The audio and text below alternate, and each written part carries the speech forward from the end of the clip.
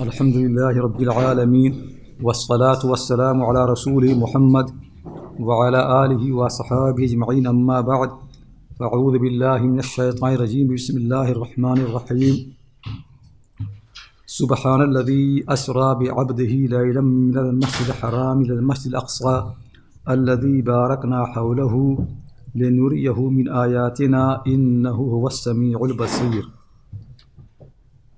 So inshallah we are going to learn in this class the tafsir of Surah al-Isra, and the next term it will be Surah al-Kahf, and then after that Surah al-Taha inshallah ta'ala. And before starting the tafsir of Surah al-Isra, I just would like to say a few things which help you to understand why you are learning the Quran, and second thing, what is the best way to study the Quran, inshallah, to help you in the future. So first thing is, why do we learn the Quran? What actually the Quran is going to do to us? So every individual has been given this life to prepare here for the life after death. It is a simple matter. Quran is very clear. This is not your house. This is not your home. Everybody here is for a temporary period, for a very short period. After that, you're going to die. And then everybody will come to their Lord, and there will be judgment. And then after that, if your life here was good, according to His command, you go to paradise. If you fail, then people go to hellfire. So this is something book has made very clear. Every individual will be judged in the day hereafter. The questions that you're going to be asked there, those are the questions which Quran has made very clear. And Quran makes also very clear that this is the only life where you make effort to prepare to answer those questions. There is no other life. This is the only life only chance everybody has been given is actually this life. There is no second chance. No, for nobody. And also your success only depends on you. Nobody can take away your success. Nobody can affect your success. Nobody. Your father, your mother, your family, your wife, your husband, your society, your state, nobody can affect your success. This is very, very clear. The space and the time that you have been given, they are to help you, but they cannot take away your success from you. The people have no excuse to say that I lived in different time, different conditions. Whatever condition you are, whatever circumstances you are in every circumstance, every condition, you can be the best person. Anywhere, you can be the best person on the face of the earth. This book tells you how to behave, how to adjust yourself. You have been given every capacity, all the ability to become the best person in any condition. If you're passing by in the street, there's no woman passing, you can pass as you like. A woman comes, they lower your eye. Simple matter, these are. Nobody can take away from you anything. It is not that the women can affect you. No, it is you. If you think you have the wrong desire, they control your desire. In any condition, if you see really that the society has a lot of problem, they create a lot of problem for the people. You have every ability to stop yourself from those problems. Anybody. Even if you are given a life very limited, very small space like a well or a prison. If you live in a prison, still you can be the best person. So this book actually makes no ambiguity that anybody in any condition can be the best person. It could be that your husband is very bad person, oppressive, like Pharaoh. Still you can be the best person, like his wife. His wife became best person, though she was under Pharaoh. And Pharaoh, as you know how bad he is, still Quran said the wife of Pharaoh is example for all the believers. So this thing keep in mind that this book actually makes very clear that what matters for you is you. You have to make yourself. And your success and your failure does not depend except on you. Nobody can affect it. Nobody.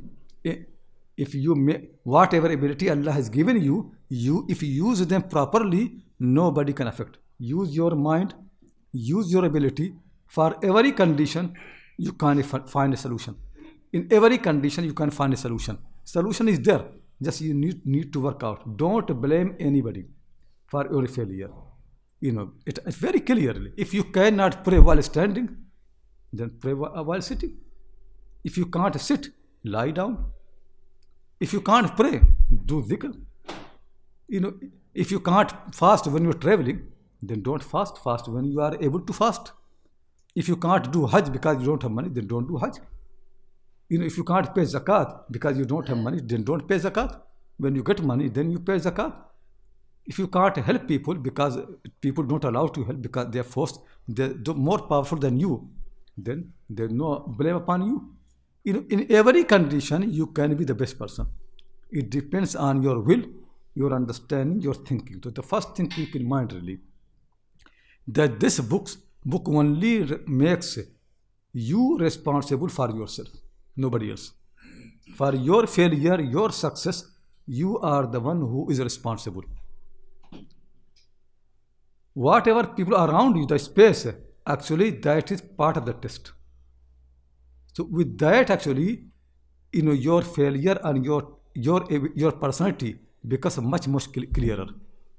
So if your wife does not behave properly, so it is part of your test. Now you need to how to deal with the condition and how to be patient. This will make you more important person. That you got a wife who's not nice, but still you are patient and you bear her, then you become among the patient. This will increase your nearness to Allah subhanahu wa ta'ala. To all the conditions which are negative, they are basically helpful to you if you know how to live. So they help you for your success. They are not going to stop you from your success. They actually help you for your success. So let me actually put in another way. When Allah created the people, He created the people as individual. You came out from your womb of your mother as an individual. When you die as an individual. Then you have been given a space. This is the space in which you build your individuality. What you are means you are a patient person. Do you turn to your Lord? Are you a believer? Are you a pious person? It depends in this life. But in this life, you are not made individual. You are made individual with all connections.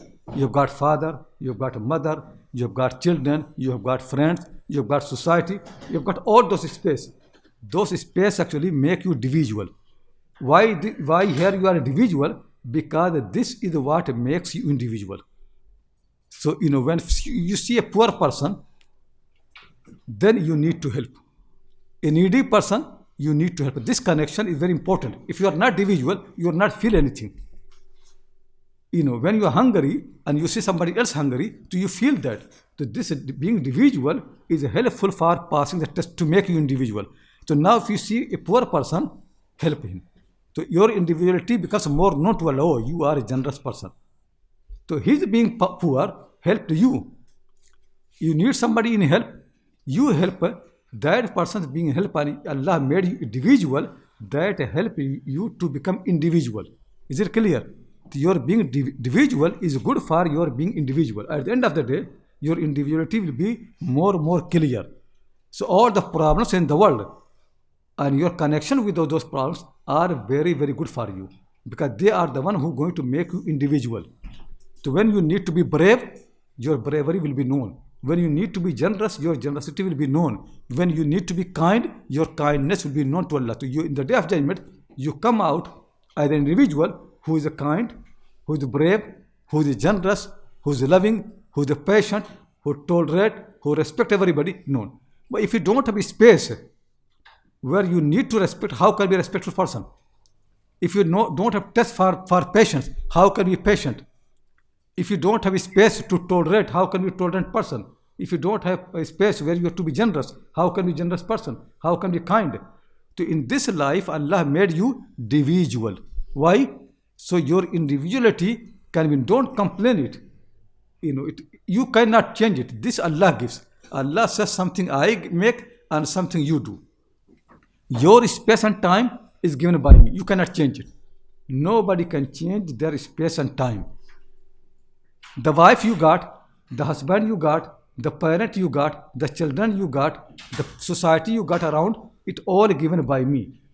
If within that space and time, now you need to make yourself. That depends upon you. So I made your space and time, but now you make yourself. And no space and no time can affect your individuality. If you want to become the best person, nothing can. Actually, it is going to help you. What I have given you, you think it is negative. Actually, I gave you to help you, to make you the best person. When your conditions are more negative, it simply means now your challenge is much bigger. And when you prove to be successful, you become even better person in every condition. Is it clear? So the book basically is not going to teach you to complain about condition. No. The book is going to teach you in every condition how you're going to live. How you're going to prove that you're the best person in any condition. What happened to the people is, people think, oh, I've got this condition. If it is changed, then maybe I become better. It never changes. When that condition goes, a new challenge comes. New condition comes. Yusuf was in the well gone. Now he's in the house of this lady, who's a even bigger problem. When she is gone, then he's in the prison. He keeps moving from one test to the other test. The whole life is test. When the test finishes, it simply means now you're going to die. Because there's no reason for you to survive. Because the whole purpose of this life is to test you, that you prove your individuality. So when your test has finished, your exam is finished. Now you're going to come out from that. You can't live it. This world is not for enjoyment or anything. This world is only for test. So one test finished, you have to come out. That's why Yusuf al-Salam, when he passed all the tests, when he left all the tests, he realized that he's going to die. Then you read in Surah Yusuf, the last thing he said, what? Oh my Lord, tawaffani musliman. Oh my Lord, make me to die as a Muslim. Tell me, why didn't he make this dua in the beginning? He could see, he tested. When he became a ruler of Egypt, now he realized the test is finished. So now last thing is, he wants to die and pass from this world as a Muslim. So first thing, actually, learn from this book. It's very important to learn, really.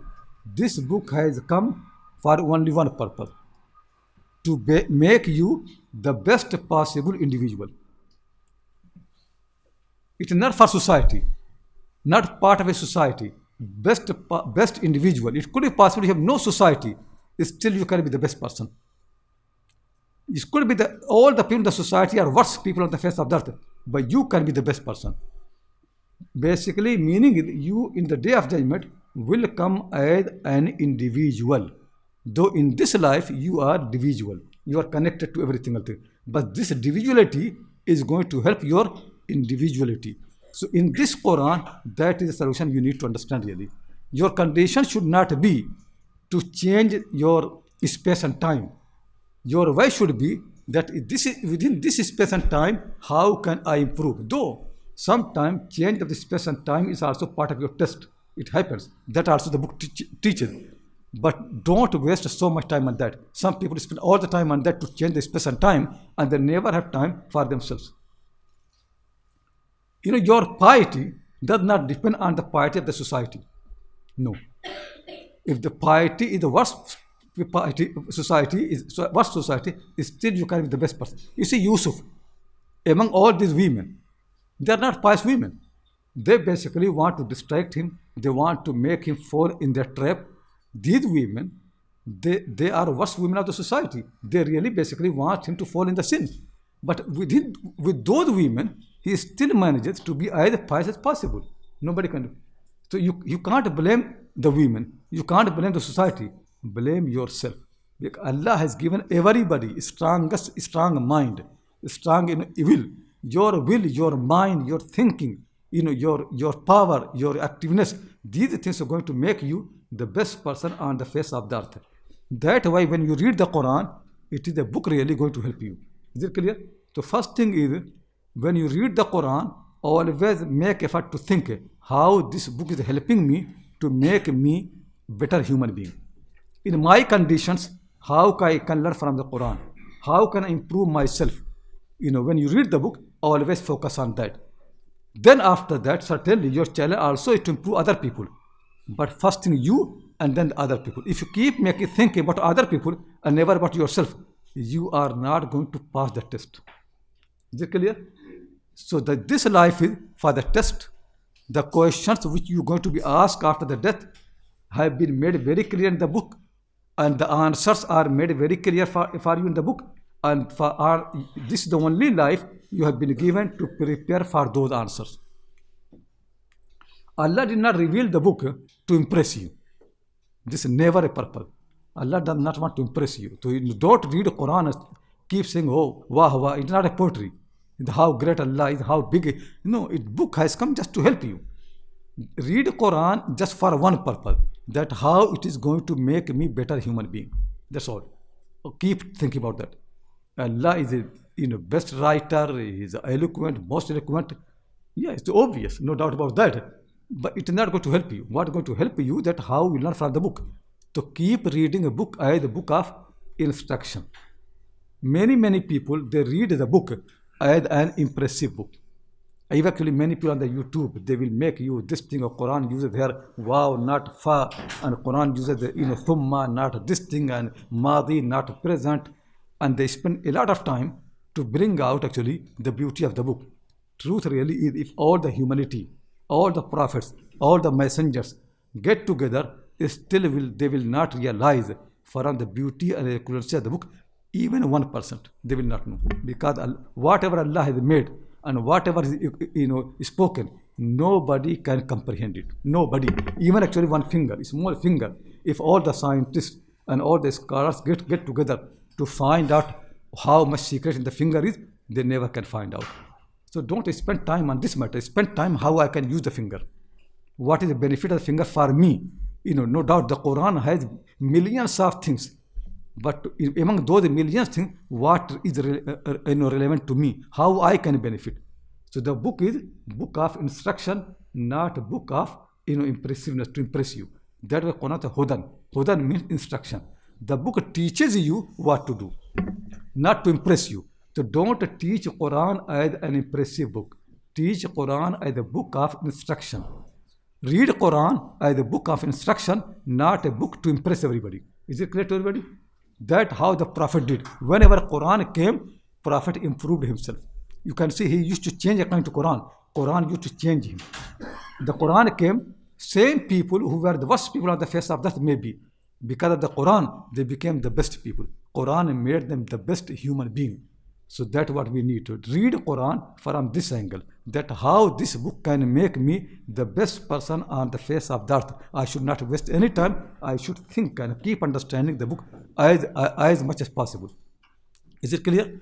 So the first thing actually I want to emphasize, you make your direction, your orientation very, very clear to your mind all the time.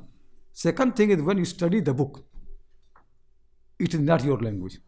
It is language of Arab people. Not Arab people of our time. Arab people at the time of the revelation of the Quran. You need to understand the language of the people of Arab at that time, their culture, their context, their background, because Quran keeps referring to their society. If you have understanding of those people, when you read these verses, the meaning will be clear to you. So that's what you need to. People need to go back to the language of those people, their society, their culture. What are the virtues in the society? What Quran was to teach them, the people of that time. So this is second thing you need to take all the time. That when you study the Quran, don't interpret in the light of your language or your context. No, the context of the Prophet ﷺ, the context of the companions. Then apply to your context. So simple thing is Quran has got two applications. The first application is how it was applied by the Prophet ﷺ. You need to learn that, because his context was different from you. Second application is then how you're going to apply to yourself, your context. You learn from there and come to your context. Many people, what they do, they remove the Prophet and remove the first application, and they want to make Quran relevant directly to your own context, and they misunderstand the Quran, misinterpret the Quran. So first thing is always serious. This Quran was not revealed to me and not to you, not to Ibn Sina, not to Farabi, not to Aristotle. This Quran the true fact was revealed to only one person, and he is the Prophet Muhammad sallallahu alaihi wasallam. He has been chosen. The simple humility is learn properly why Allah chose this man and how this man applied the Quran to his life. Quran basically is instructing this man and his society, and through him everybody else. So once you understand him properly, meaning you receive the Quran through Prophet Muhammad, not directly. So see what he does. When Quran said, وَضْرِبُوهُنَّ, strike the women. To see this man, did he beat the women? Did he strike them? What did he do? Because he is the first person to listen to the Quran, to obey the Quran. So when any verse of the Quran comes, what does he do? People said the first revelation came to the Prophet, Iqra, read. And then always make a big speech. You see, reading is very important, and this thing, and the Quran even did not bring maf'ul bihi, object. It did not say what to read. It means it everything, all the knowledge, anything you read. Okay, then next question should come to your mind. If a Quran commands him to read anything, the first thing he should do, he should learn how to read. But after this verse, did you ever found that Prophet start reading or learning how to read? It never happened. What he learned after this verse is how to pray. Then you have to make effort to find there must be connection between the verse and between what he does. Command must be something related to ibadah. It can't be to read anything. If this is a command, he never did this. Then he never obeyed the Quran, never followed the Quran. He's the first part. He never opened a school. Okay, Quran commands me to some universities in India, they make their logo Iqra. So they want to justify, see, we make university, why? Because Quran says Iqra. If this is the case, then the Prophet should be the first person to start a university, to teach people. See, I have been commanded to Iqra. Arab people don't know how to read, so I am the first person in Arab, among Arabs, who establishes a center of learning and university and college and madrasa to teach how to read. But he never did. This never happened. Actually, he never opened a madrasa to teach how to. This happened in Islam after him, but he never did like that. Nothing, never happened. This is second thing you need to learn really, his application. How he applied the Quran. And the third thing is, the book came to him to apply. That's why whatever he needed, verse came according to his need. Something from Surah to Iqra, something from this Surah, something from that Surah. It keeps changing. But the book is a book, proper organized book. It is actually has an order. The book did not come to him in the order. It came to him according to his need, because he needs to apply the book. So whatever he needed, the book came. But book is also a book. When Allah subhanahu wa ta'ala commanded the Prophet to read the Quran and put in, he did not put in the order that was revealed. It was a different order. It means it is a book.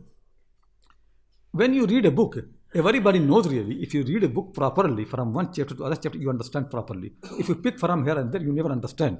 Things should be understood in the context. So we also need to understand the Quran in the context of the book. Why in this surah? Why this verse came in this surah? Why this surah came after this surah before this surah? Because it is a book. It is a well-organized book that also going to help you to understand the meaning. Is it clear? So basically we need two contexts. One context is the context of the Prophet sallallahu alaihi wasallam. And second context is the context of the book itself. Both contexts will help you to understand the meaning. If you are sincere and you want to follow the Quran. Some people read Quran. Why? So they can avoid the Quran. They don't follow it. The whole intention is to misinterpret the Quran, to make Quran irrelevant, change the meaning. So people like that, they never guided, and Allah does not care about them. If your intention is to learn the Quran and to obey the Quran and follow the Quran, Allah will help you. And He said very clearly, وَالَّذِينَ جَاهَدُوا فِينَا لَنَهْدِيَنَّهُمْ سُبُلَنَا. If you make intention, your will properly, and you work on that direction, you will be guided. And even if you do mistake, He will help you. He never abandons you. So this understand. Whenever this book uses the term, always understand in the context of that. Don't take out from nowhere and just making your own definition. Like for example, people read the Quranic verse, رَبَّنَا آتِنَا فِي الدُّنْيَا حَسَنَةً وَفِي الْآخِرَةِ حَسَنَةً وَقِنَا عَذَابَ النَّارِ. And what they start saying, you see, the Quran actually only does not say to the people to have good in the hereafter, even good in this world. You see how great this religion is, to good of this world and good of hereafter. So Quran wants believers to be successful in this world, like anybody else, earn money and build the houses and palaces and make Taj Mahal, because this is part of Hasana, like anybody else, and also make paradise. Both things together. That was the thing. Try to understand this book really. Whenever people use the word good, meaning of good changes in every context. Tell me, when you say good businessman, what does it mean? And when you say good student, what does it mean? Same thing. If I said to you, this student is very successful in his class, what does it mean? He makes a lot of money. What success means there? You see, he study. He's very good.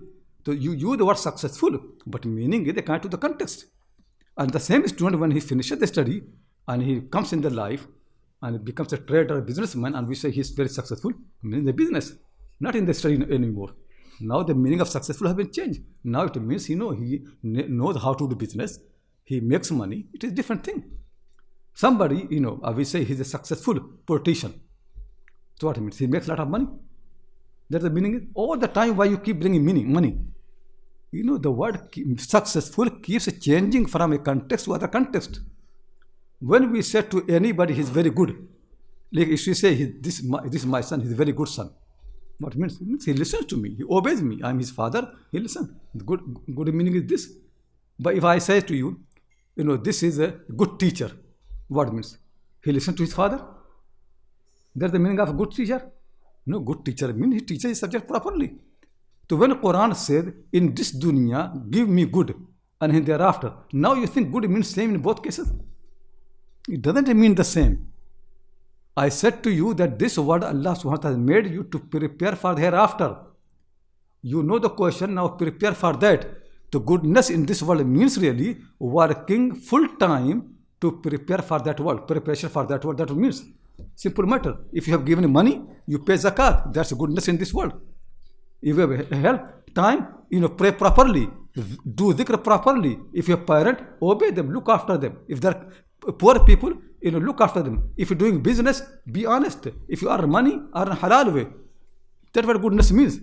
Goodness does not mean to build Taj Mahal. It never means like that.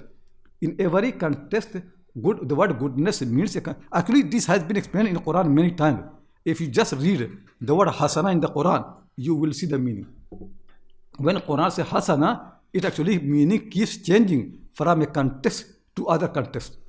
That's what we need to understand really. Many people, what happens is, they make meaning of one word in one context and they apply everywhere else. No. Every context, its meaning is according to that context. So when Quran said, Allah subhanahu wa ta'ala said, oh Allah, give me good in this world, it means something. And it says good in that hereafter. Good hereafter is very clear. Good hereafter is that people get paradise and the safe from the hellfire. And good in this world means whatever helps you to get paradise and whatever helps you to be saved from the hellfire. So for example, if somebody makes huge money, but he is not generous, he does not pay zakat, it is not good in the Quran. Maybe in the worldly point, it's good. You become billionaire. If somebody steals money, cheats money, and he made a huge empire from money because he's cheating, that's not goodness in this world. According to the Quran, maybe people respect you. In the eye of the people, you become a very good person, but not in the Quran. In the Quran, your goodness depends how it is connected for your preparation for the day of judgment. If you are not good for the day of judgment, then this life is not good for you. Whatever money you make, you become the king of the world. Still you are not good. Goodness does not come. So we need to understand the words used in the Quran in the right context. Don't invent meaning from yourself. This is actually a very bad thing that people do. Now, once you understand, let me summarize all three things again. The first thing is, the book has come to make you successful individual. You as a person. And the context given by you, they are to help you to make you good individual. So don't blame the context. Don't blame your environment. Don't blame your society. Don't blame your parent. Within that society, that context, still you can be the best person. I accept that as a challenge and learn how to improve yourself. In this context, what I need to do. When you are driving a car, tell me what you do. There's space, then you pass through. But if there's a car ahead of you, it does not let you go, then you change. But you can't say, no, I always go through my way. I never change. I'm a different person. Yeah, then you remain like that, you're stuck. You should know in every context, you need to move yourself. You need to be flexible. That's how the life is. If your father is not a good person, then you know how to behave with him. Like Ibrahim, he knows how to behave. He knows how to disobey him. Then you need to disobey. Sometimes you need to disobey your father. Most time you obey him, but sometimes you need to be ready to disobey him. Because it's your life, not your father's life. You have to respect your wife, but somebody you need to divorce her. You have to respect your husband, but some time you need to you need to disobey, and you need to stand firmly. You have to look after your son, but sometime you need to abandon him. You have to understand the challenge properly. It is your life. You can't say the Prophet actually, Ibrahim al-Salam, he loved his son in this way, I'm going to do the same. No, he has different context. He did what is best in his context. Now you need to do what is best in your context. Don't copy him. Quran never teaches people to copy. You learn and then apply to your context. Use your mind. Don't copy anybody. Don't copy Prophet society. You are not in his time. You learn from him. You need to use your mind. Understand and think properly. It could be my context different from you. So you learn from me, then in your context, use your mind. Do the best. So the book wants to make you the best individual. And book makes very clear the success is in the hereafter. This word has been given you only a space to prepare for the success of hereafter. It is life for preparation. Questions have been given to you and answers have been told to you. You have to prepare for those answers. In this life, nobody is going to give a second life. Very, very clear that people should focus, never. And second thing I taught you, the book is a book of instruction. Book is not to be that you become impressed by the book. It is only for one purpose. You follow the book, learn the instruction, and follow them properly. Understand the instruction and follow them properly. The book has come to improve you, to guide you, to help you, to instruct you. Learn the instruction properly and apply them. Don't spend all your life just to study the book as an impressive book. It is not going to help you anywhere. But what helps you, you learn any instruction and follow that. And then I taught you the book was revealed to one individual, not anybody. It never came to me, never came to your teachers, never came to Aristotle. It only came to the Prophet Muhammad sallallahu alaihi wasallam. That might be important. It means Allah trusted in him that he can teach the book. To learn the meaning of the book and how the Quran should be applied from this man. How he applied. When Quran was revealed to him, what did he do? Once you learn from him, then learn how you can apply to your context. From his application, you can learn, how to apply to your context. That's why we need to study the Quranic language at the time of the Prophet and his context. Very, very important for the people to understand that. But again, since the book is a book, we need to learn also in the context of the book. So both contexts can help you. The context of the Prophet and the context of the book can help you. Is it clear to everybody? So now you can see, this is Surah al-Isra you're going to read. These are the surahs. They basically, like you can see, surah before that, has been, same thing discussing Surah al-Nahl, and then before that, other surah, stories of the prophets and messengers. What this surah they make very clear is, when the messengers and prophets come, they obey their Lord, problems happen, people, create problem for them. The prophets listen to their Lord, remain patient, do sabr. At the end of the day, they are the one who is going to succeed. It is not that the day you said, oh, I'm a believer, you are going to succeed. No, it will take time. Now your word will be tested. You will have problem, difficulty will come, but if you remain firm and obey your Lord and follow his instruction and be patient, don't complain, don't rush, don't hasten, you will succeed. So that's why the surah before, like Surah al-Nahl, it starts with the word La tasta'jiluhu. If you read the beginning of Surah al-Nahl, ata amrullahi fala tasta'jiluhu. Allah's command has come. So don't hasten, don't rush. It will come. It will take time. When you marry, maybe you are, basically very desperate to have a son or a daughter or child, but it will take time, at least 9 months. Your rushing will not make it, to come very quickly. It will happen, but it will happen in the right course of time. It will not happen because you rush into it, it will happen. Allah has made everything, with the time limit. Allah made the ajal for it, different time. When the night comes, sun sets. Maybe I don't like a night. But tell me, if I rush for the day, will the day come before the time? No. I have to wait all the night. I have to be patient because night actually will end when its end come. It is not going to end because I'm rushing. It's never going to happen. To learn how Allah has done this world. It could be the people around you, they're very bad people, but you have to adjust yourself. You are going to live with them. You can't change this thing. Learn sabr, learn patience. It's very important for the believers that they obey their Lord, they fear Him, they follow halal haram, they pray, but at the same time, they don't rush. They don't complain. They don't make isti'jal. And that's why all the teachings in this surah is the same. And then it says at the end of the surah, the verse number 120, the last surah verse, وَاصْبِرْ وَمَا صَبْرُكَ إِلَّا بِاللَّهِ. Do sabr. Be patient. Don't rush. Again, see, start from the beginning, لَا تَسْتَعْجِلُوهُ, and ending with what? وَاصْبِرْ وَمَا صَبْرُكَ إِلَّا بِاللَّهِ. But sabr is not easy. Sabr only comes with Allah's help. That's why believers need to pray salah, because salah makes you to do sabr, because salah itself is sabr. That's why these two commands always are important for the Prophet and their followers, salah and sabr. وَاصْبِرْ وَمَا صَبْرُكَ إِلَّا بِاللَّهِ. Sabr will come with Allah. You have to, يَا أَيُّهَا الَّذِينَ آمَنُوا اسْتَعِينُوا بِالصَّبْرِ وَالصَّلَاةِ. Sabr and salah. Salah is what? To be with Allah.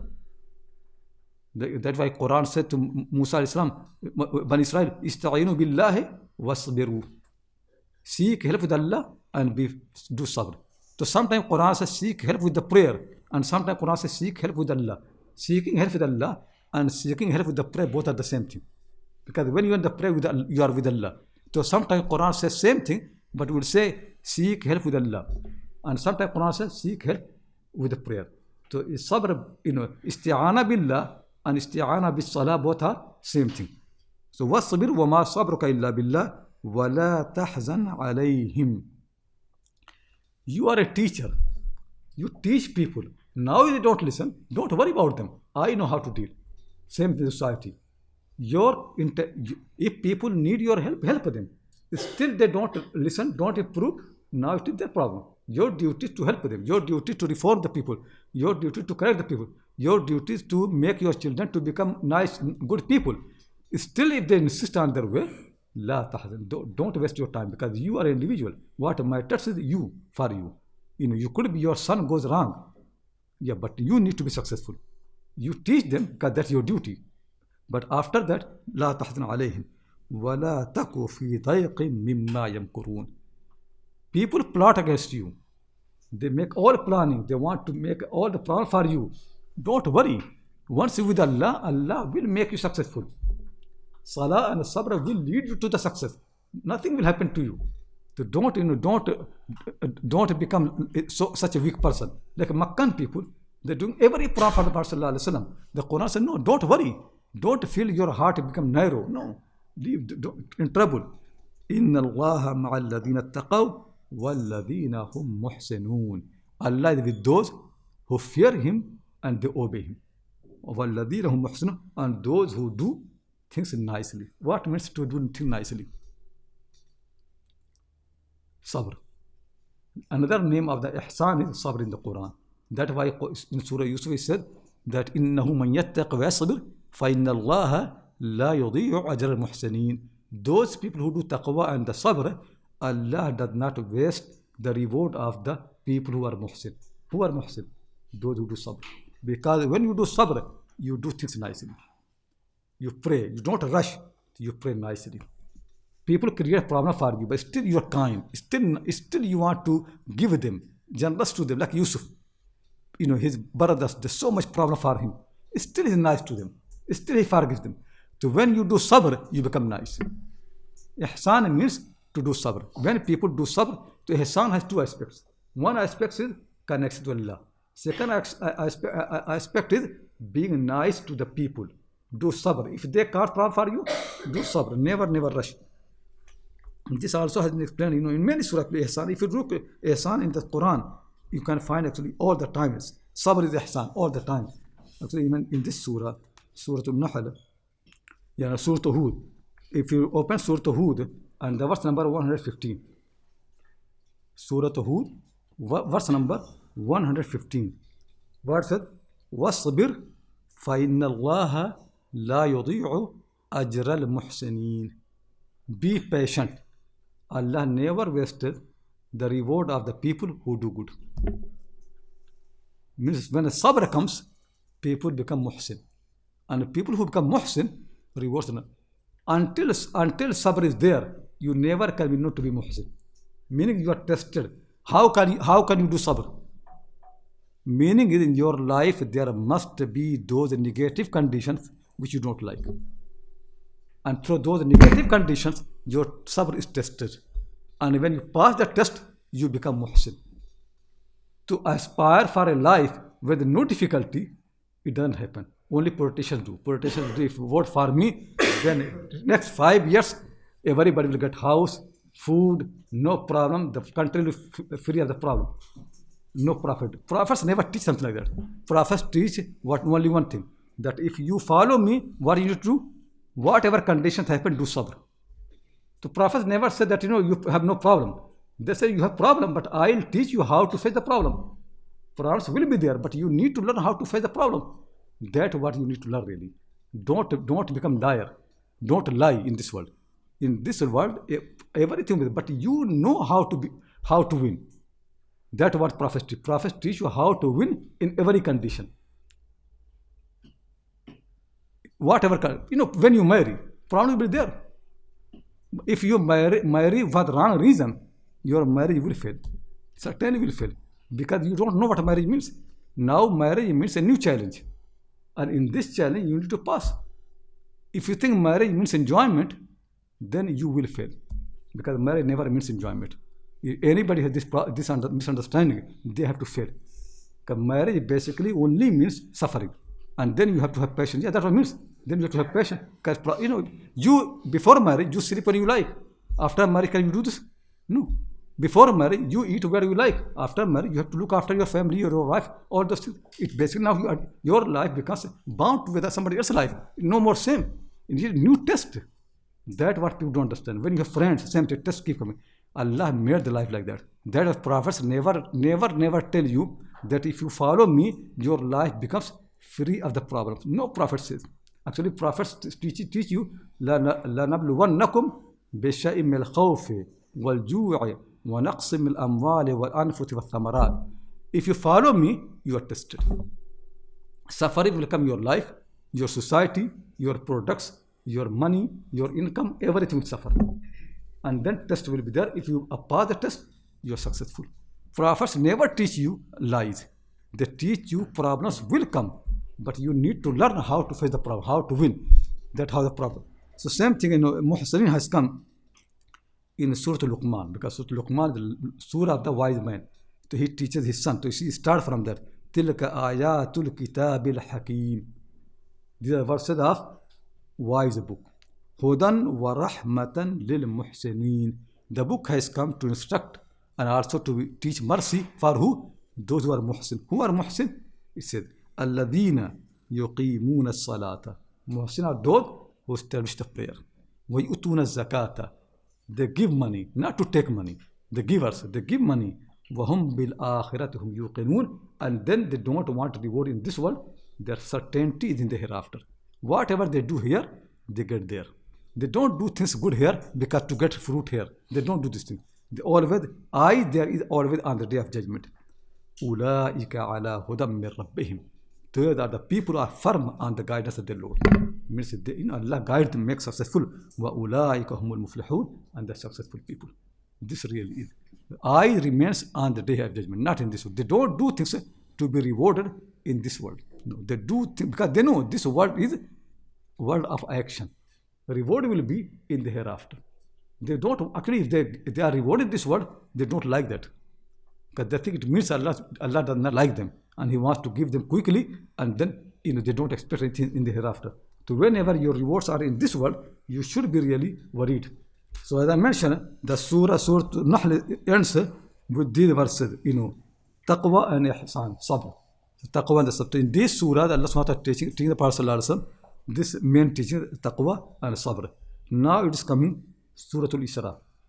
Surah al-Isra is continuation of the same teaching from different angle, but still the same thing. And same Surah al-Kahf, again sabr. So you can see, whatever he mentioned the Surah al-Isra, then Surah al-Kahf became much more clear. That your success is what? Salah, to be righteous, and sabr. Do sabr. Then Surah Maryam comes, so there are more emphasis on the prayer, salah. So you can see here sabr and then salah. So sabr and salah both keep coming. The Prophet reminded in Meccan life that this is what you need to do really. You teach your people to do salah, prayer, and then for the reward, don't rush. Be patient. Problem come, difficulty come, be patient. Wait. It's really amazing thing. Alhamdulillah, I've seen really. I have seen people who rush, they fail. And people who do sabr, they win. All the time. In this life, and anybody who do sabr, they win. And how cannot they win? And Allah said, Inna Allah ma'as sabirin. Allah is with those who do sabr. If Allah is with you, can you fail? If Allah says, I'm with you, it means you're going to get victory. If Allah is with you, you have to win. You never can be defeated. Those who do sabr, Allah is with them. It is such amazing thing really. Sabr really is amazing thing. When you do sabr, Allah becomes with you. Do you need anything else? I really think if there's no reward for the sabr other than this verse, that's enough. You do sabr and Allah becomes with you. Then nothing has any value anyway. In this world, there's no value for anything. If a creator becomes with you, master becomes yours, do you need anything else? That is enough as a reward really. If believers don't need any reward. Once you do passion and Allah becomes with you, you don't need any reward. And then believers complain that I become depressed and this thing. So I said, really, how can a believer be depressed? A believer actually trusts in Allah. So how can he have depression? His Lord is the most powerful. Nobody can defeat him. Nobody can win against him. How you have problem? You never can have problem.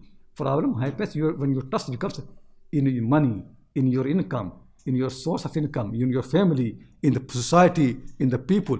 If you trust in Allah subhanahu wa ta'ala, you never have problem. Allah never changes. And I'll tell you really, it could be possible that you can see that in the UK is governed by these people and India by these people, but the believers know really all the world is ruled by Allah. They see Allah there. He never abandoned His power. He is in direct rule of every part of the world. He is the ruler. He is the master. In al-arda lillahi yurithuha man yasha. When He gives anybody, He gives. Nobody can take away from Him. He is the direct in charge of this world. Every single part, even the people who rule the world, He rules over them. Even their mind, their will, their desire, their life, their death, their happiness, every single thing ruled by Him. Even you. Nobody can rule other than your master. This thing is very, very clear. That's what the Quran teaches you. Such a strong thing that you are under direct rule of your master, your Lord. Nobody can rule you. So these verses came to the Prophet ﷺ in that. But you see, Allah wants the Prophet to become best example in the sabr and tawakkul, trust in Allah subhanahu wa ta'ala. In Meccan life, when he started the preaching, he has got a tribe, Banu Hashim, they support him. The people cannot harm him because the Banu Hashim support. Then a time came when Banu Hashim also abandoned. Abu Lahab abandoned him. Actually Abu Lahab became worse enemy for Banu Hashim. He is the leader of Banu Hashim and he became worse enemy of the Prophet ﷺ. Why it happens? Allah wants to show the Prophet, leave these people, leave trust in anything else.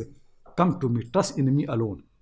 Then only Abu Talib with him and Khadija. These two people, they support him unconditionally. They never abandoned him. So the only way they can abandon him when they die. As long as they are alive, they never can abandon him. And Allah does not want His Prophet to have any trust in anyone.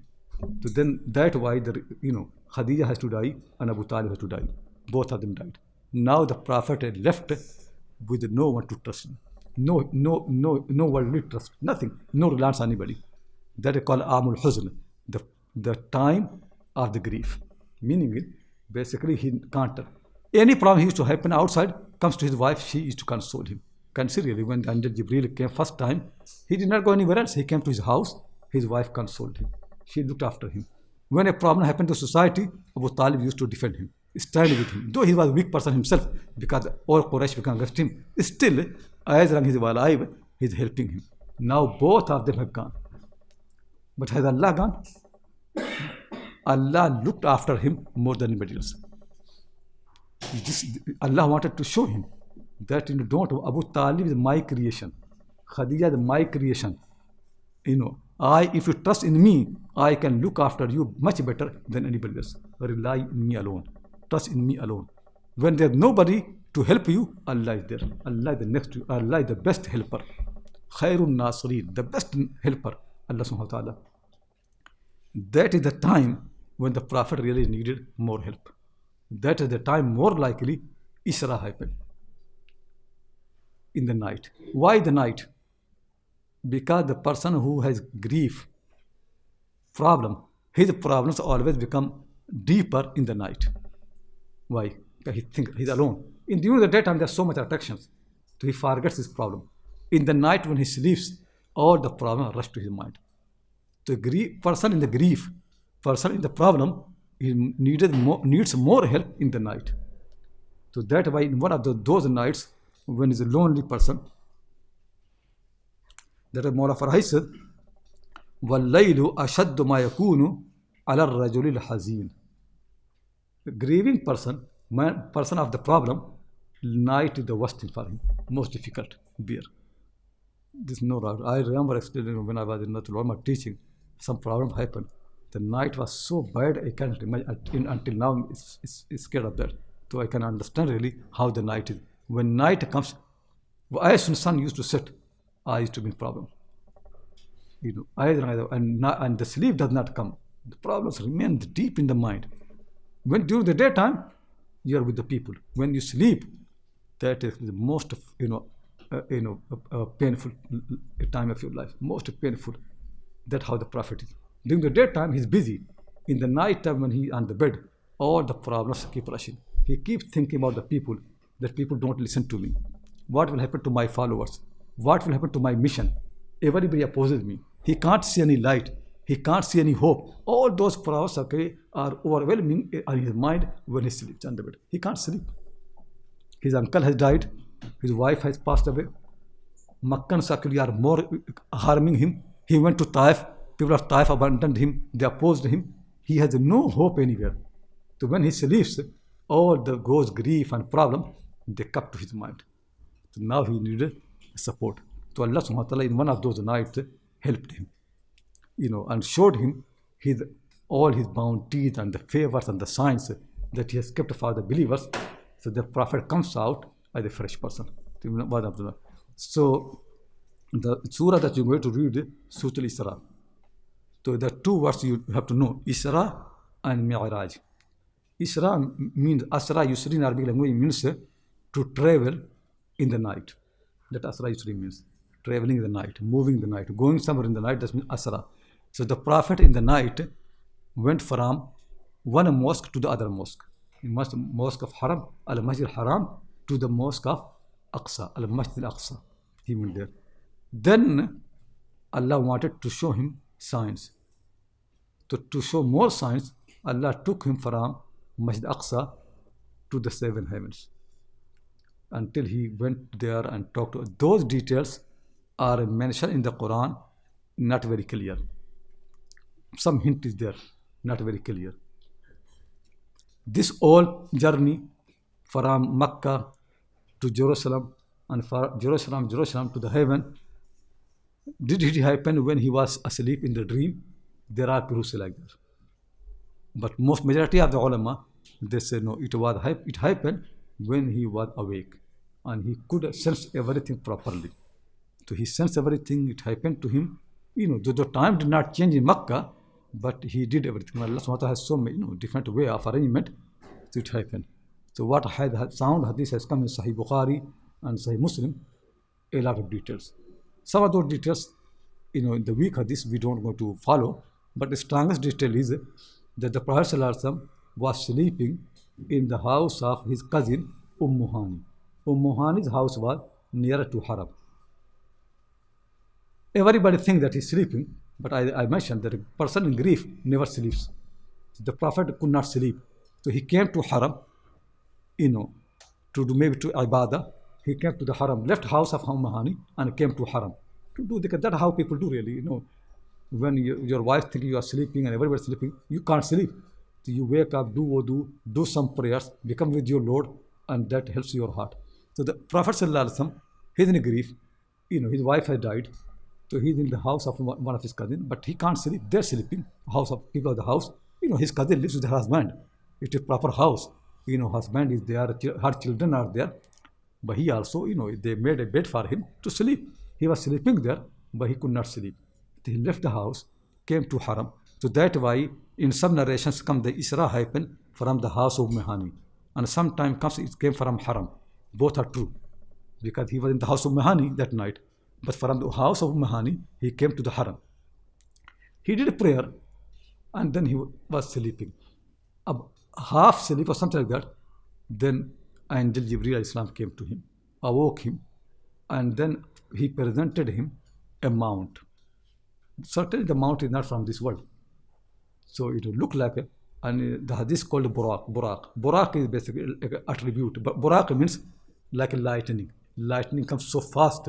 So this mount was very fast. It faster than your eye. So when your eye falls on something, it already has crossed that. That's so fast mount. So within a moment, he was in Al-Masjid Aqsa. So Arab people used to call that mosque Aqsa because from Haram, that last mosque, Aqsa means at the end from here. So the Prophet ﷺ came to that mosque. That mosque is also very blessed. Though, the Masjid Haram is the first mosque built by Ibrahim al-Islam, and Aqsa is built after that. But Aqsa is the mosque where the most prophets came. Dawood, Sulaiman, so many prophets and messengers, they have been there. And Allah SWT blessed the land. Worldly as well, the olive is there and all the green things are there, and it's a very, fertile land. And also spiritually, because all the messengers and prophets, Isa al-Islam, and all these people, Zakaria al-Islam, Maryam al-Islam, all of them are the same land. So it is a very important place. So Allah wanted the Prophet ﷺ to get all those barakah which this land has got from all these prophets, he get. So Qur'an says, "Nuriyahu min ayatina." He can get all those barakah of the land. He came there. While traveling, going there, he also saw the prophets. He saw Musa al-Islam, he saw Isa al-Islam, he saw Ibrahim al-Islam. And when he arrived there, they are also there. Because all the prophets are gathered there, because he had to be given all the barakah of all the prophets. And then they got together to pray. You see how Allah rules. Jerusalem is ruled by Romans. Romans are master. But they can't stop Allah. Now Allah managed all the prophets to come alive. Prophet Muhammad comes there. He led the prayer. Romans have no idea what's happening there. They can't know anything. They can't notice anything. This universe is not what you see. It is much deeper than that. Much more than that. What happening around you is not controlled by you. Actually, even what happening in your mind not controlled by you. You think you have power. Your power is very, very much limited. Allah's power is deep and deep. Even deepest place in your mind, Allah rules. Kings and ministers, they don't rule over your mind. Anyway, the Prophet is there. He led the prayer. He met Ibrahim. He describes him very nicely. How Ibrahim looks like, how Musa looks like, how Isa looks like. Discussion has come in the same hadith. He led the prayer. Then after that, he says salam to all the prophets. And then Jibreel takes him to the heaven. And, Jibreel comes and knocks the first heaven door. And there is Adam al-Islam.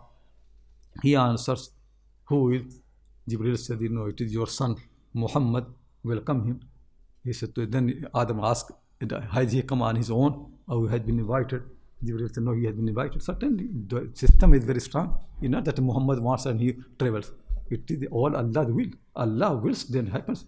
Then he meets Musa, Adam al-Islam. and he says, Marhaban bil ibn salih wa nabi salih, my righteous son, welcome to you, what righteous prophet, welcome to you. Then second heaven, the third heaven, then fourth heaven, he meets some prophets. In the fifth one, he meets some prophets, Harun alayhi salam, some other. In the sixth one, he meets Musa alayhi salam, and Musa alayhi salam welcomes him. And then in the seventh one, again, he meets Ibrahim alayhi salam. Adam Ibrahim, the one who said same word. They say, Marhaban bin ibn salih, Marhaban bin nabi salih. Welcome to righteous son, welcome to righteous prophet. Because he's the only son of these two people. The Prophet Muhammad, among all the prophets, he is son of these two people. So these two people, they call him Ibn Salih. He is not son of Musa. So Musa has to say Al-Akhi Salih, righteous brother. All the prophets say brother, except Adam and except Ibrahim. They say, my son. Then after that, he moves further. We don't know this universe. Anyway, he goes there. He talks to Allah subhanahu wa ta'ala. He has been shown the paradise and the hellfire. Then he comes back through those heavens. Allah gave him the prayers. You see how prayer is important. When you're in grief, the only thing can help you is the prayer. Because prayer is the presence of Allah. So Allah gave him 50 prayers. Actually, we need more than that. But anyway, Musa knows that how bad we are. He asked the Prophet to ask him, Allah, to make it less. Though we know it, when you have more problem, you need more prayer. So anyway, the Prophet, because of the mercy of the people and our people, he kept going to Allah until it became 5. Then Musa again asked him, go to your Lord and ask him to make it less. So the Prophet said, no, I feel shyness. After so many times, coming, going, from 50 became 5, I don't feel any more to go. So Allah said, though it is 5, but my words never change. I make it 50, the reward will be 50. So rewards will remain 50. Then in the same night, he came to the house of Mahani and slept. They did not miss him because they're sleeping. They did not miss him. And in the morning, he told the story. Certainly, nobody is going to believe in that. And then people came to Abu Bakr Siddiq and they said, you believe in him all the time. Now he says something, even you will not believe. So he asked, what did he say? He said that in the same night, he went to Jerusalem and from there to, all the 7 heaven. So Abu Bakr Siddiq said, we believe in more than that. He sits next to us and he said, and Jibreel has come to him and talks to him. We don't see anything and we believe. So what this? That university, that world is a different world. But anyway, because the Prophet knows really, it is not something people can see. That's why the Prophet never refers to Isra, Mi'raj, or Israʼ and Mi'raj in any preaching. Whenever Quraysh asks him, bring a miracle, bring ayah, he never says, didn't you see I went for Mi'raj and Isra? Because that they did not witness. So he never made that a reference for a miracle. That happened to him, he experienced, he learned something, because that was to make him stronger. And he can see the signs of Allah subhanahu wa ta'ala. He can get the barakah of the prophets and messengers. He got all those, but he never made Isra and Mi'raj as the reference. So believers should not do this really, unnecessarily creating problem in the society. If some people think it happens in the dream, let him, believe in that. Even the dreams of the prophets are true anyway. So whatever he saw, it is true, no doubt about that. Whether it happened dream, as some people think, or whether it happened as awake, as we believe, because that was more clear to us. But human mind is different. But don't fight for that, because it is not something the Prophet makes a reference point. So believers should not misuse the story. Is it clear to everybody? Okay, now the surah is started. So more likely it happened just before the Hijrah, 1 year, something like that. Okay, in this story also you find that the angel comes, he cuts the chest of the Prophet ﷺ, takes his heart, washes it, until he, travels to the heaven. So this thing that the Prophet's chest has been cut and the heart has been taken and washed, you find the books of this 3 times. How many times? 3 times. And there are sound hadith in Muslim as well, 3 times. First time is when he was a child and he was with the Halima. Halima is looking after him and he goes and prays with his cousin, with his brother by milk. And the 2 angels come and then lay him down and they cut his chest. So then the brother, he runs away in the scare and they come, they take his heart and they clean it and wash it. Second time, another time, and the third time when he went to Mi'raj. Some people think it happened 3 times because 3 hadith. Some people think it happened twice. Once when he was a child and once in Mi'raj. I really think when I look in the hadith properly, it only happens once. And more likely, when he went for Mi'raj. Because he does not need when his child to because his heart is already clean anyway, like any prophet. All the people have got a clean heart, pure heart. There's no need for the prophet. His heart should be washed. No, his heart is already clean, plain. It does not have any dirt anyway. So why it needs any cleaning? So why his heart has to be clean and purified before Mi'raj? Because it is new experience, new world. This heart is only meant for this world. So anything from that world, this heart cannot bear it. It will die out of, even when people fly on the aeroplane, their heart starts beating. You go on a mount so fast, your heart cannot survive, it will die when you see how fast it is. And then from there you go to all the heavens so fast. The heart is not meant for that. So my thinking is, his heart was washed and prepared for this new journey. Here he needs a new heart. I mean, not new heart, but at least to develop his heart. Make in a way it can face the realities of the other world. Because though the world, this heart cannot bear it. It will die. That's why you see, we die. And then we are raised again to face the other world. Then things will change. Then the heart can bear that. With this heart, we can't see the reality of that world. So anyway, so this is my preference, that the heart of the Prophet was clean and purified on the time of the Mi'raj, not when he was child, not another time. This is the right time. This happened. Qur'an we use two words very often. One is Subhan, like here Subhana, and one is Alhamd. Here is Subhana alladhi asra. Next surah is coming, and it starts with Alhamdulillah alladhi anzala ala bil kitaba. Actually, even in this surah, the end, if you see the last part of the surah, last verse, 111, وَقُلِ الْحَمْدُ لِلَّهِ. The surah starts with Subhan and ends with Alhamd. So we have to understand the meaning of Subhan and Hamd, Tasbih and Hamd. The very, very important words really, very, very, actually both words summarize the whole Islam, Tasbih and Tahmid. So we have to understand the meaning. Allah subhanahu wa ta'ala is complete. What is complete? Actually, if you want to know Allah, the best surah is Qul huwallahu ahad, Surah Al-Ikhlas. Qul huwallahu ahad has got three aspects of Allah, which actually summarize all the things. First thing is Allah is one. The oneness of Allah subhanahu wa ta'ala. That's it. Second thing is completeness. Though he is one, but he is complete. Completeness of Allah is two ways. One way is he has no defect. He's complete in himself. He hears, he listens, whatever he needs, all that. He's complete in that sense. That's completeness. In one, he has no defect. Complete. He does not need anybody. Does not need anybody's help. Everything he can do himself. He does not need to rely on angels or on any human being. Is it clear? One aspect of completeness is that he has no defect. Second is that when he wants to benefit his creation, he can do. He benefits them. He creates. He has mercy. He has rahmah. He helps people. So that second completeness is in connection to other people. It means he benefits. He removes harm from them. Is it clear? So in both ways he is complete. He is complete in himself. He has no defect. And second, he is a complete in a way, in rahmah, mercy. He actually does mercy upon other creation. He gives them. He is a giver. He helps them. Is it clear to everybody? Completeness has two aspects. Like for example, your father, complete means he has got eye, he has got a mind, he can do his work on his own. And second completeness is, as a father, he looks after the family. Well, he does give everything.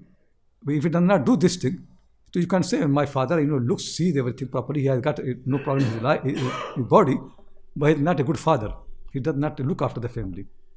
So he is not complete. Completeness should be in both ways. Completeness in you don't need anybody. But completeness also that everybody needs you. They depend upon you. So that Allah is complete in both ways. He does not depend on anyone, and everything depends upon him. Is it clear? That's what Qur'an sometimes says, that huwa al-Ghaniyyul Hamid. So Ghani means he does not depend on anyone. And Hamid means everyone depends upon him. So that word, for that, there's one word in Quran, Allahu Samad. Samad means both. Samad is a big rock in the ocean, in the sea. So when the people bring the ships, they tie to the rock. Rock does not need the ship, but the ships need the rock. Otherwise, they will be drowned. Allah does not need the creation, but creation depends upon Him. That called Allahu Samad. So Allah is completeness of Allah. And the third thing is otherness of Allah. He is not like anybody. He is not father. He is not a son, and he is nobody equal to Him. To otherness of Allah. These are three things about Allah that we need to learn. And the best surah for that, which summarize all the three things, is Qul Huwallahu Ahad. Is it clear to everybody? This second point, completeness of Allah, that is the main thing in Qul Huwallahu Ahad, main teaching. That why only one word said Allahu Samad. Is it clear to you? No. To make this point clear, Allah revealed two more surahs. Which are two more surahs? Surah Al-Falaq and Surah Al-Nas. Surah Al-Falaq and Surah Al-Nas, they are not independent surahs. They only came to explain this part, Allahu Samad. So you get the meaning of Allahu Samad clearly, Allah revealed two more surahs, Surah Al-Falaq and Surah Al-Nas, where you can see really that everybody depends on Allah subhanahu wa ta'ala. So in the Quran, when sometime Allah subhanahu wa ta'ala wants to teach you Allah's completeness, so Allah teaches completeness in both aspects.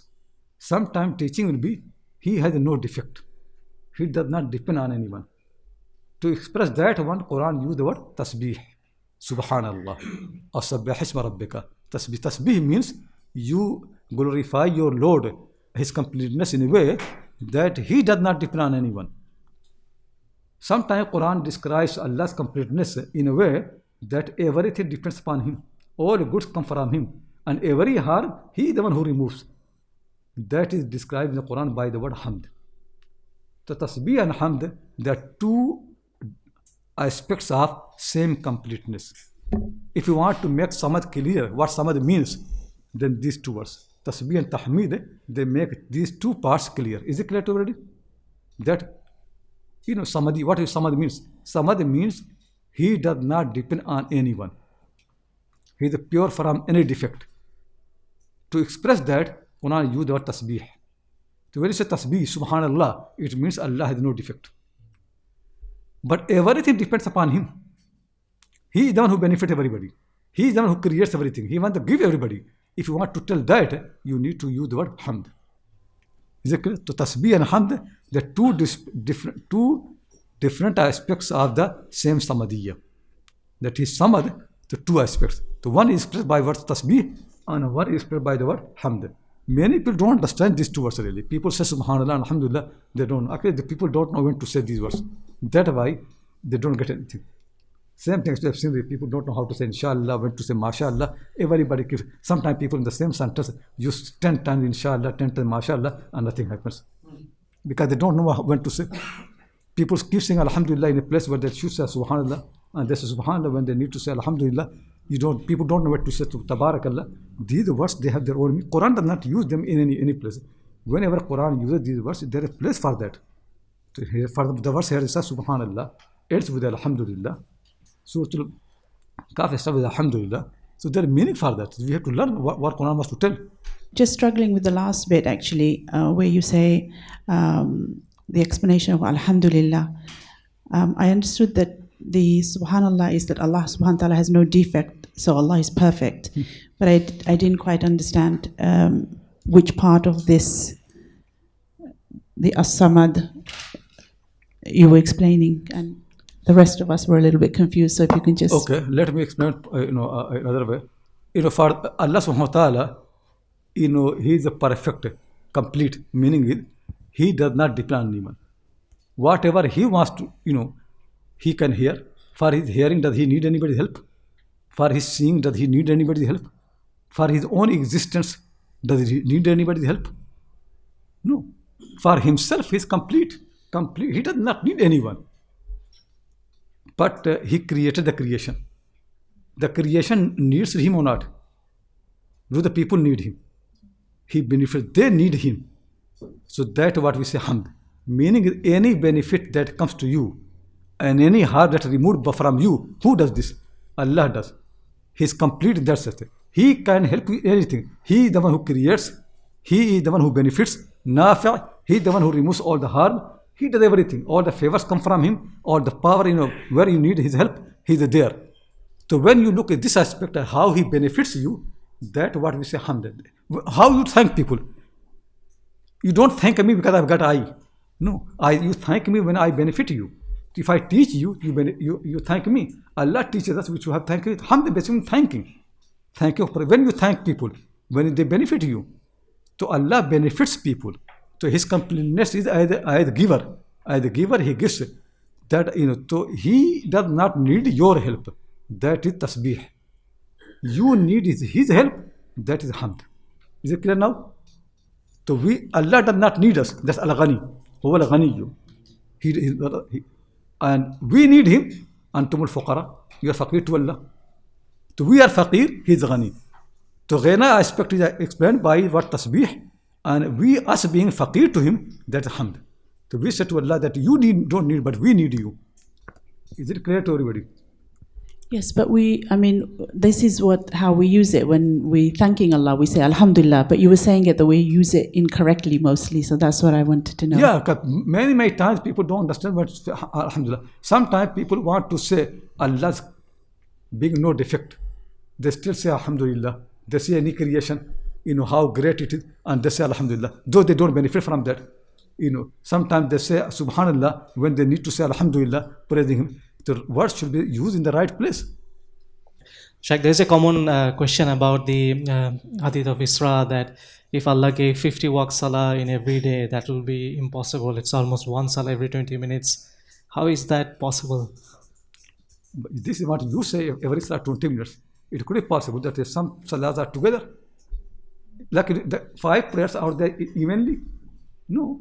Maghrib and Isha, very close. Asr and Maghrib are very close, but between Fajr and Zuhr, long space. The 50 prayers could have been divided according to different way. You don't pray 50 times, but there are people who pray 50 times. So don't say they still eat and drink. The Prophet ﷺ, the Qur'an says the Prophet and a group with him, they pray 2/3 of night. How many prayers they pray? There is more than 50 prayers. The 2/3 of night, if somebody keeps praying, just imagine. And also during the daytime, he keeps praying. Inna laka fi nahari sabahan tawila. And during the daytime, you pray a lot. Sabah means tasbih. Tasbih means prayer. During the daytime, everything happens, he prays. He leaves house, he prays. He comes back, he prays. He has difficulty, he prays. And companions say, whenever you have problem, he used to pray. All the time prayers. Not only him really. Many people, Abu Hanifa used to pray after from Isha until Fajr. Are we richer than Abu Hanifa? We have made unnecessary problem in our society. People who pray, just don't think they don't eat and drink. They very often are much richer than us. They have more money than us. They're more lucky than us in the world. We keep complaining the whole time, we don't do anything. The time we spend on the TV and mobile phones, if we spend the same time on the prayer, we can make more than 50 prayers. Like that? Just count down how much you spend every day on the mobile phones, and internet and TV and newspapers, useless time, which actually harms you. Just count down. That we want to make him, we want that time. That is not people are spending time all earning money. Earning money, they spend very little time. Most time wasting, gossiping, backbiting. That's what people do. Isn't it like that? Tell me, most time when we are on these, social media, do we benefit anybody? Do remove any harm from us? Wasting time. Those people, they used to spend the same time in the prayer. It is not 50 prayers we cannot do. Allah never commands people something they cannot do. But out of His mercy, He made lighter. Though the Prophet took literally, Prophet still used to pray a lot. Sallallahu Alaihi Wasallam. So I just wanted to ask about, you said your opinion on the Shaqq al-Sadr, that it only happened once. So how do you explain the other narrations? Is there an issue with authenticity, or is it sort of the wording is different? Yeah, that's a good question. People don't understand the nature of the hadith. People think hadith is something divine. So when they study, they think, oh, hadith must be true. You don't understand hadith. Basically, hadith has got human element. It is reports by human being. Some humans are reporting certain events. So they are reporters. Reporters, when they report, even if they are honest, they have problem. Tell me when the Prophet ﷺ was a child and his heart was, opened. Who did see it? Who did he see? Did he tell the people? So how do you know that? All the people narrate the story. None of them are present there. None of them are there. To my thinking, really, the most events of the lives of person's early life, none of them are connected. They never come from the direct person. Never. None of them have come. There are details of the life of the person. That's why Muhaddithin say none of them are reliable. Details of the life in the beginning are not reliable according to Muhaddithin because we don't have any direct report. It always somebody missing. Those reports are coming from the people who are not there. So this thing fine because this one, people could. But before that, what happened to him? They have heard from somewhere. So I am thinking actually that people, not necessarily the company did mistake. It could be the people putting there, they did mistake to understand the events. So if you look properly, and you can see really, the people who are more trustworthy, more reliable, they only have one story, not the other one. So I put this in my Sharh of Sahih Muslim. I made it because Sahih Muslim is the one which has got all the three stories and with authentic reports. So I made clear where the confusion happened. So there is a confusion in the narrator. And then no need really. Abu Bakr Siddiq becomes so good and his heart never has been open, clean. And the Prophet needs his heart 3 times to be clean. He's so dirty. Just think really. He's a pure man, clean. He does not need his heart to be clean. Like Ibrahim. Does Ibrahim need his heart to be clean? No. He's like Ibrahim, like Musa. Only when he went to Mi'raj, then he needs to be clean. Because in another world. But in this world, he's a pure person. He's a perfect person to live in this world. Allah created everybody with a proper heart for this world. Everybody. All prophet messengers, they don't need any cleaning. Otherwise, Allah should made clean before creating. What the purpose to clean a heart when somebody is 4-year-old? If he's so dirty. Clean before creating him. Make clean heart. So there's nothing like that. The Prophet heart, there's no reason his heart should be clean when he's child. Yeah, when he went for Mi'raj, then need can come because it's a new experience.